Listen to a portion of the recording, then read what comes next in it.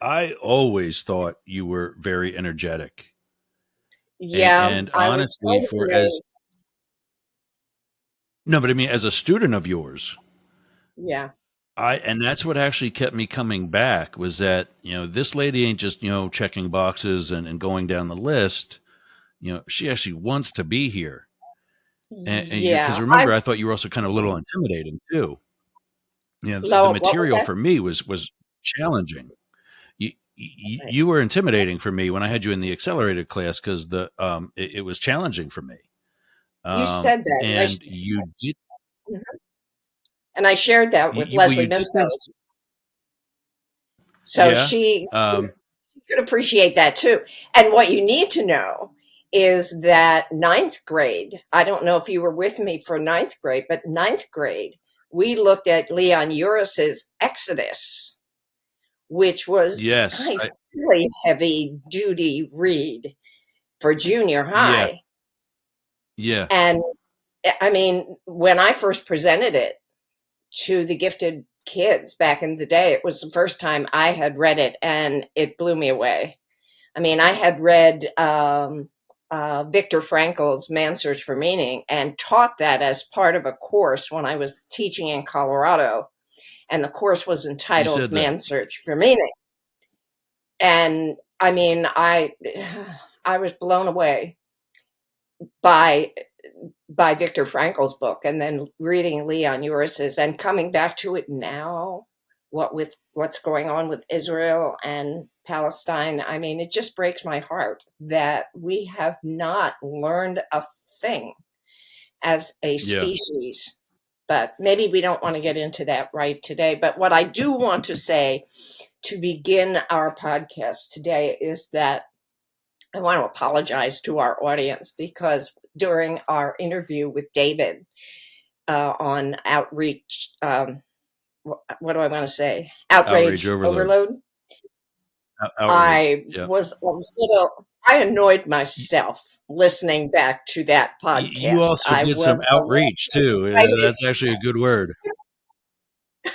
I was so, I was really excited to learn from him. And I have to say, I apologize to my audience because I annoyed myself listening to myself Uh, talk to him a little bit and interrupting him from time to time. So I'm just learning to be an interview here with you, Ross. And anyway, apologies to my no, audience. not So, not.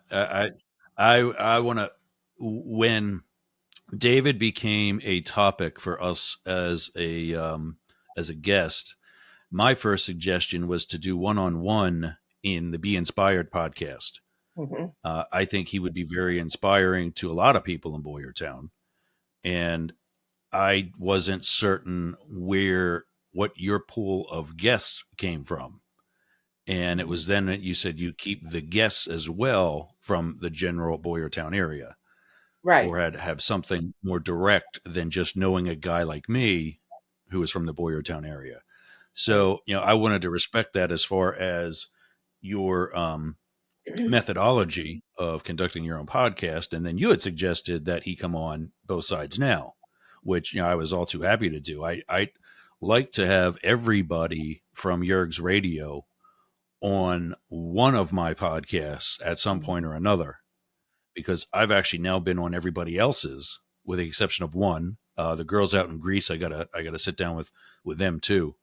But I've actually been on everybody else's, and my Your Two Dads is going to drop later this week or next week or something like that. I did them a couple months ago, but I would actually like to have everybody on mine also. So we've checked David's box.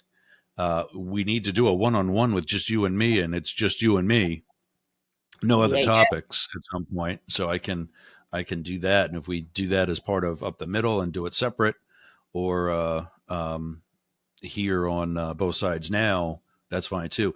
But I'm rambling like we talked about before we started recording. I sat back in that interview because I wanted to.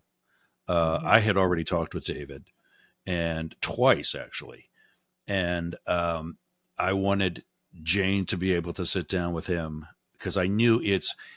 I said to in that interview that what Jane does with Be Inspired and what David does with Outrage Overload, the world needs. They just don't know it yet. I traveled the world. I know that, yeah, we could make America better, but if you listen or talk to some of the various demographics in our country, it was never great. So to make America great again, for who? The Right. Jewish community? The Right. Palestinians that got Biden over the top in Michigan? Hmm. The Black blacks? and brown people. Yep. The Yep. gays? When was it Did, great? right. Yeah. Did you So yeah, we got a lot of work to do. But yeah, I'll stop rambling now. It's good enough. I think they get the point. My did you intention was for the two of you to talk. End of story. did I you need ever coffee. Hold watch on. Go ahead. did you ever watch the TV program Newsroom Is that kind of with sort of a comedy? pardon me? No. No, it was with now I forget his last name, Jeff. He was on Dumb and Dumber. Goldblum. Pardon me? Oh, Jeff Daniels. Jeff Jeff Daniels. Daniels. That program ran for a couple of seasons right before the 2016 election. And if I ever had to live on a TV program, if it were ever real life, I would have joined and lived in the world of Newsroom because Okay. it was absolutely brilliant. Absolutely brilliant. And it starts out with Jeff Daniels in in an auditorium setting with a panel of people. And, one of the audience members said something Oh, like, America is I really I know great. what scene I know what scene you're going to talk about. Yeah. Yeah. Ah, I know the scene you're talking about. I've seen that Exactly. so many times. I have no idea what the hell that's from. Okay. Newsroom. And he says we're not, and he goes through all kinds of statistics. Exactly. It's and the Yeah, show yeah, from that point on is just brilliant, just absolutely brilliant, and the writing is absolutely brilliant. But when you said, "When have we been great?" it reminded me of that scene, and it reminded me of that program. But it's worth watching. yeah, I encourage our listeners to maybe it's available on Netflix. I don't know, but I really really enjoyed it. But anyway, getting back to David just a little bit, I have a few notes. Unfortunately, I didn't take enough, but I have a few notes. I really liked his concept of being a bridge builder in yeah. this way of addressing outrage overload. And his suggestion to be the leader that you wish you had, which, is certainly something worth considering. And in fact, on Facebook or somewhere this morning when I was going through my feed, there was a suggestion that, at this point, it was a Snoopy and Charlie Brown cartoon with the suggestion that at this point in my life, the cartoon said, all I want is to be at peace. And I'm working on, the cartoon said, and I'm working on doing whatever it takes to remain and stay peaceful. And my response to that was, I'm not there yet. I just am not there yet. I'm wish I were, but this whole election season really has pushed a lot of buttons for me. And I don't know that Yeah. we want to get into that in this segment, in this recording, but David, David's suggestions, I think, were really interesting. I found the fact that he said something about we used to believe that if we gave people enough information, that the problem was an information deficit. That's not the problem at all. Yeah. And he indicated that when different opinions take over our identity, that that influence not influences takes over our identity and takes over our perspective, it's really difficult to change.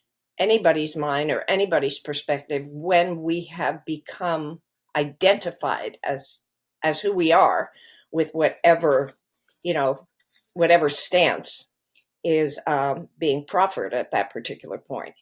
And it made Yeah. me, of course, it triggers some discouragement that there's no hope for really talking to people and coming to some kind of agree to disagree or some kind of consensus and some kind of way to be civil in conversation with each other. It makes it really difficult accepting, I think, the fact that maybe you can't come to that. So, and then his suggestion also, that it's tied into our morality, that our positions philosophically, politically, are are tied into our sense of what's right and wrong. And then, of course, including our identity and all that makes it really, really hard. And yeah, so I went back to Kohlberg, in my reflection on all this, and thought, okay, so Kohlberg, I think the country has kind of reverted, or portions of the country have kind of reverted back to a level two thing. And I see, the current Speaker of the House deciding that the IRS um, shouldn't be given any more funding to investigate the fraud that may be happening among the top 1% of our society.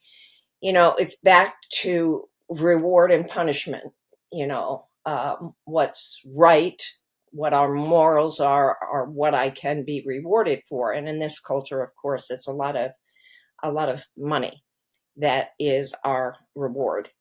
But he talks also about smart people are the toughest. The smartest people are the toughest because they have the words and the skill set using words to convince themselves about whatever it is they have become identified with. And it makes smarter people more difficult to deal with, which again, I found a little bit discouraging. Your take? Yeah. Yeah. Um, that's the type that's I was as you were saying that I wanted to say this, I wanted to say that, I wanted to say, and I'm like, wow, there is. If you remember when the iPhone came out, I do. Steve Jobs and everybody was saying if you want to do something with your smartphone, there's an app for that. Yep. And it occurred to me for every point we're trying to make, there's already a famous quote for it. Mhm. And one of them is from the comedian Ron White. You can't fix stupid. Oh, Ross. Yes, you're right. And think about what you said about and what David told us about smart people.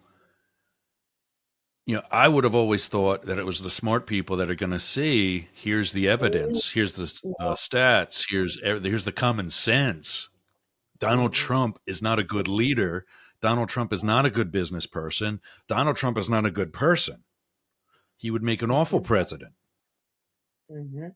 And unfortunately, it's those commonalities that he's got with his base that got him there in the first place. Right, But the other thing right. is look at the Catholic Church. For centuries, they never allowed Mhm. gay people into the constituency, even though most of the upper echelon was, as my Right. dad would say, queer as a $3 bill. Mhm. Now, the current Pope is of the impression that finally we are actually all God's children. It's not what he thinks. Attendance is down. He needs money. Right, He needs to fund his legal fees just like Trump does because of right. all of his upper echelon being caught with choir boys. And I think what's going to happen is this moral thing for the people that don't practice it, like these far right ministers who are for Trump. I just saw an episode of something I don't remember, but some sort of news thing about a guy in a Bible Belt church, Methodist church, spoke out against Trump. He was Mm, fired that day, right. and he Right. detailed, just like we're talking about, all the ways how Donald Trump is not one of God's children, or does not at least teach the gospel and practice God's laws. Mhm. No, you're gone. I mean, Yeah. it felt like after I, it felt like a game where I made a bad call and a manager came out to argue Yeah. and he said the wrong thing, so I had to throw him out. Well, if I would have made the right call in the first place, that never would have happened. But now I got to dump this guy because he dropped an F bomb at me. And he was Right. right. Right. That's exactly what happened there. Well, That interesting. congregation made a bad call and they fired him anyway. Right. And like I said, it became pretty discouraging in assorted portions of our recording with David. The encouraging part, which I am kind of skittish about believing, was when he said that he was surprised to learn that there's so much going on. And what he means is that there's so much going on in the opposite direction in support of civility and in support of, more positive things, in Yeah. support of going against outrage all the time. And he said, I think he said, correct me if I'm wrong, that, the messages he gets, the research that he's doing, and I loved that he's doing scientific research, as science is his system of belief, his religion, as it were. Yeah. But commented that there's so much going on that he is being a little encouraged by that. And I certainly hope he is correct. Certainly, the polls don't indicate that the majority of the country, smart people or others, you know, get what you said, that Trump is not a good businessman. He's not a good person. He's not a good anything. It's See, that's where I that disagree. that the fever hasn't broken is really discouraging for me. So That's where I I hope disagree. David's right. I don't agree with that. And I'll tell you why. And You don't agree with what? we mentioned that, excuse me, sorry. Um, we mentioned that with David. He had said what you said, that the polls are kind of close, and I said no, that's not true. And here's why. Remember, a couple minutes ago we said there's a saying for everything. Yes. Money, money talks. Okay. Joe Biden is outraising Trump almost 2-1 Why don't we hear about that? because you hear about the polls that the media takes instead. Oh, And what do? They call the people that they know are going to give them the answers that they want. okay. Okay. Fair And enough. that's why politicians started saying the only poll that matters is the one on election day. That's right. That's true. That's true. That's true. Well, let me just say, I hope you're right. How's that? Yeah. I mean, and I say it cautiously because, the one presidential election I was wrong in calling, you know which one that was. Yes, I do. Yeah. And that was eye opening. It was shocking. It was disappointing. It This is was a guy depressing. who sat on election night at the moment that he began to take the lead, and our now future first lady expressed her disappointment because she never wanted anything to do with it in the first place. Right. He was quoted as saying, and this is coming from a bit of a privileged position, but he was quoted as saying, "Don't worry, we'll never beat Hillary." Now, Yeah. is that who you want as your president? Somebody who doesn't want the job in the first place? Right. But he wants it now. No, he doesn't. No, he doesn't. He wants to be the next dictator. Oh, General right. Milley said it. Right. All of his senior staff has said it. When he did the Muslim ban, and I'll put this in the show notes and in comments, but a link to a gentleman named Miles Davis.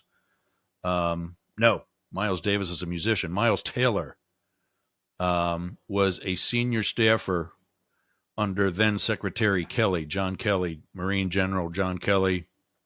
Is actually, when you address somebody like that, you use the title, that the highest title that they've achieved, Hmm. which for him would actually be chief, because he went on to be Trump's longest serving chief of staff.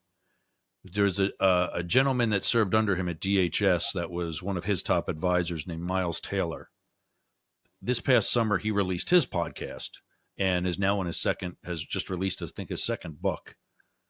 I'm brain farting now. His whole podcast is what happens when you bring out the truth about Donald Trump, how Donald Trump hunted them down, and he was eventually one of them. Yep. And the lady that hunted him down was eventually one of them. She resigned on January 6th. He was told flat out by everybody, all the way up, Meadows, everybody, that the Muslim ban was flat out illegal, immoral, ill everything. Hmm. And his exact words, "do it anyway." Hmm. That is not a president. That is a president that gets impeached legitimately, Hmm. like Nixon. Hmm. You know, like for a lesser crime, like Clinton, but definitely twice like Trump. And Anyway, anyway, yeah, it's so shocking. outrage overload. And what David was recommending, science-based um, what cures for outrage overload, included some, what's happening or what's being suggested in a lot of different arenas. Meditation, journaling, exercise. Um, how are you coming with your addiction to your phone that you mentioned in the episode? Um, Can't turn it off at night. I'm doing better at bedtime. Yeah, Mhm. I'm doing better at bedtime. Um, and I've gone back to taking a melatonin Aha. sometime where I'm wrapping up being on my feet, so that it better kicks in at bedtime. I'm trying to do it like right before I walk the dog for the last time, and that way I'm totally exhausted by the time I get back to the house. But yeah, I mean, I'm obsessed with Yergz radio and Up the Middle and Both Sides Now and everything that I'm doing. I get up. I'm back to getting up in the morning. I slept in a little bit today because I could, but because I'm actually pretty caught up, I feel. I mean, the to-do list is always going to be there, but for what I definitely I needed to get out understand. with the Monday episode for this week, which by the time folks hear this will have already been launched, of Yergz Tonight, and that episode of Up the Middle. Um, uh, some pretty decisive and I think damning information. Um, this is a passion, and I'm allowing it to be less of an addiction. We're making plans to get the jet ski ramp fixed so we can get out on the jet skis. I'm looking at getting back to my gym that I haven't been to since May, even if it makes, even if it means taking Matrix to the neighbor, because Matrix, No having lost his kidding. buddy back in May, Right. he hasn't been the same. He hasn't been the same. I think I did another episode. That's a great question now that I think of it, because it allows me to talk about this, which will be beneficial to everybody. Good. Good. I did a episode where I co-hosted with Sport Cat, Glenn Jackson, the host of the Misfits and the host of the Para or Normal Guys. We just did a special. I don't even know what the hell we're calling it. We interviewed a sergeant from the Walnut Creek Police Department who back in 2012 shot and killed a bad guy. And it wasn't until 2016 that he realized how much it negatively affected him. And, to talk about, passion versus addiction, and getting help, and helping yourself. He retitled, when he wrote his book and in his speaking tour, post traumatic stress disorder to post traumatic stress injury. Mm-hmm. You were fine before that incident, Mm-hmm. or you were fine before the series, as in my case, the series of incidents started affecting your life. And I asked him, I said, "Are you ever going to be better?" And he says, "I'm better now. I'm forever going to be different." Mm-hmm. Just like when you break a bone and the bone heals, it's never going to be back to 100%.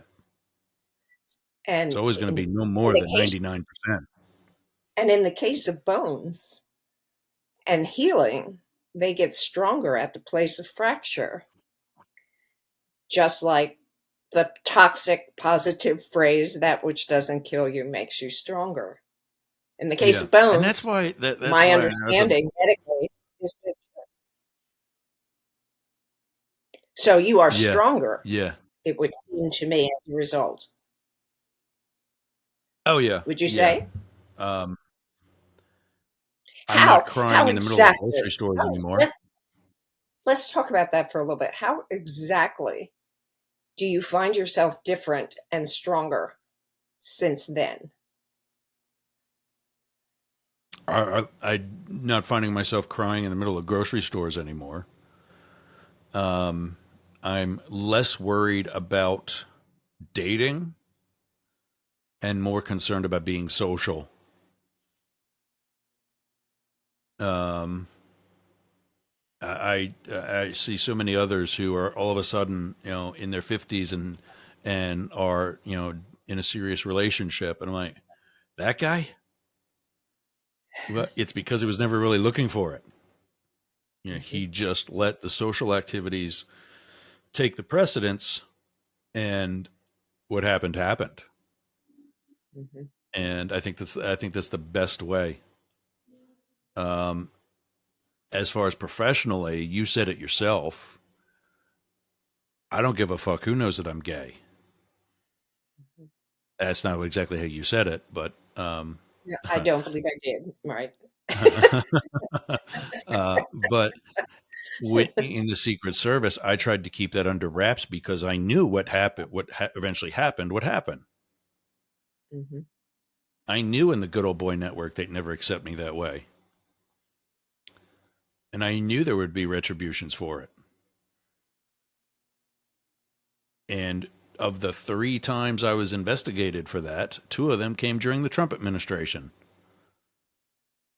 mm.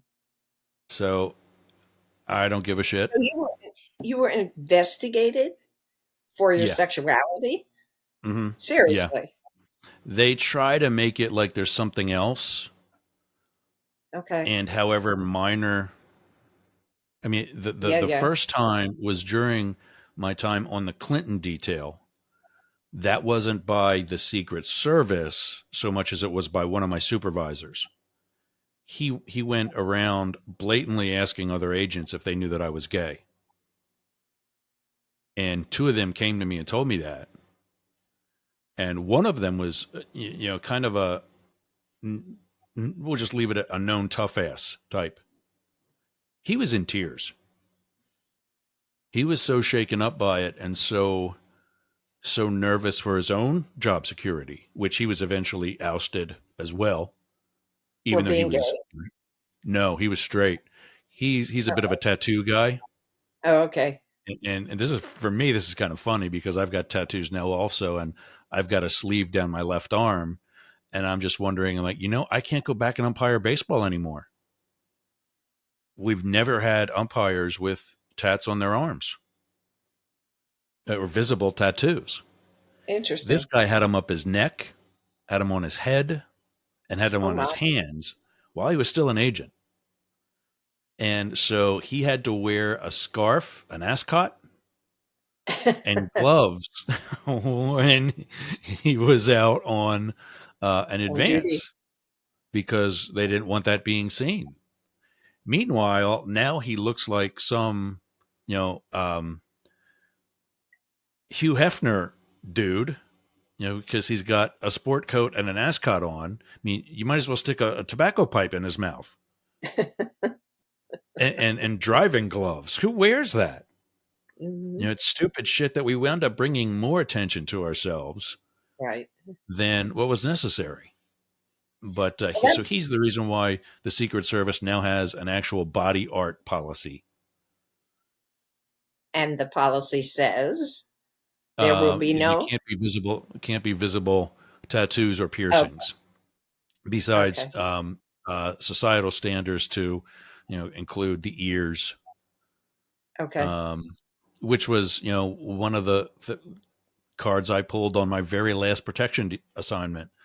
I was standing post at Kamala Harris's house in Brentwood, and 2 days after the assignment, one of the bigger bosses calls me at home and says, "Hey, what blah blah blah, what's up? How you doing?" Because we knew each other when we were both hump agents, Hmm. and he says, "Brother, I love you, but you can't wear a ponytail on post like the site agent did, who was a woman." Good one. And he Good goes, one. "Dude, are you really going to go there?" I start laughing and I go, "Brian, you called me." And he starts laughing and he goes, "Here's what you need to know. That's probably going to be my last post standing assignment. I'm not on the rotation list next month. And after that, I'm going to spend the rest of my career on vacation, whether you guys like it or not." And Okay. he says to me, he goes, "The race is on because I'm retiring too." So basically, he was saying Wow. he didn't give a shit. He was told to make the call. And what happened was I Right. was on a vehicle checkpoint down the street, and she and her husband came out for a walk, and they walked right past me. And so when something like that happens, you get out of your car, you look alive, Yep. and you be alert. Yep. Well, she walked right past me. She knew me from before, from post standing at her condo in DC, and from also at that house prior. And she smiled and said hello, and I could tell the smile was also because it was a bigger smile, like she was kind of almost glad to see the ponytail, as was her husband Doug. The boss walking right behind her, I could also tell was pissed Yeah. because that's not how the big alpha male Secret Service agents comb their hair. Right. Right. Now, And I'm like, "Fuck you, did dude." you did you recognize your own feelings of trauma during the investigation done during the Clinton years? Did it start a kind of a, let's I say, was more paranoia scared then. Yeah, I was a lot more scared then, and that was actually the lesser of the investigations because during the that Clinton one? literally didn't go anywhere. Yeah, that I mean they did shit to me that I was just actually thinking about that last night. Was are all the other former slash small details the same way? Are they as petty as all of these supervisors were? Most, as most of these supervisors were. Um, but yeah, and the irony of that is that guy, that supervisor, is retired to the Tampa area. So it's only a matter of time that I see him at a retiree event, Gotcha. and I'm that's probably the biggest stress is what am I going to or not going to say to him? Well, you'll have to plan, Um, right? oh, and go through the script and all that. The other two, in 26, I don't know if he was actually won yet or was about to or won and wasn't inaugurated or was inaugurated. I don't remember. But in 2016 or 2017, they tried to get me for a violation of the Hatch Act, which is Well, where government officials cannot accept. influence. Well, also we can't influence. Like I can't, while being a Secret Service agent, tell you who to vote for. Oh, okay. I'm a government representative. That's not democratic. Hmm. Yet it's okay for a bunch of the presidential detail agents high fiving each other and whooping it up every time he does some sort of asshole speech. Right, right. But every time I say something positive about the Obamas or the Clintons, I get a talking to. That's part of the Hatch Act. It's part of the environment in the workplace. Oh, okay. It is part of the Hatch Act, actually. You know, your behavior on the job, period, Okay. cannot be of an influential nature. But like, I always thought too that I couldn't even do as much as put a sign in my front yard. And during the course of that investigation, I learned that I could.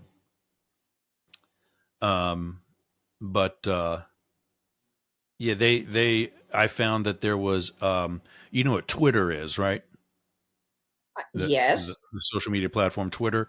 There's Yes. another one very much like it called Tumblr, and um, because it's not as popular, that they're a little less stringent on the community standards. Okay. So there's more porn on it. Oh, okay. This investigator showed me a Tumblr account that was quote unquote mine that was nothing but gay porn. And I said to her, I said, "Well, would you like my phone?" She says, "What do you mean?" I said, "Ma'am, I don't have a Tumblr account." Because they were saying that this account was active, as were my pro Hillary comments active during the time that I was on duty. Hmm. I'm like, well, that's great, but I don't have a Tumblr account. And when you get the IP addresses, you'll be able to see that. Because I promise you, it was not from my Wi Fi network. She said, that's what I thought. We get this a lot. Okay. I said, but you don't get it for the Republican favorite agents, do you? She said, I can't answer that. Right. Right. That must have been a really tough time in your life. Yeah, because I was in not a supervisor, but I was in a leadership position at the time. Hmm. I was in what's called the operations center at the Washington field office. Hmm. It's like it's like a dispatcher just for the Hmm. DC area, and all the agents from the Washington field office and some of the other details is like a dispatching service. It's like our situation room of sorts.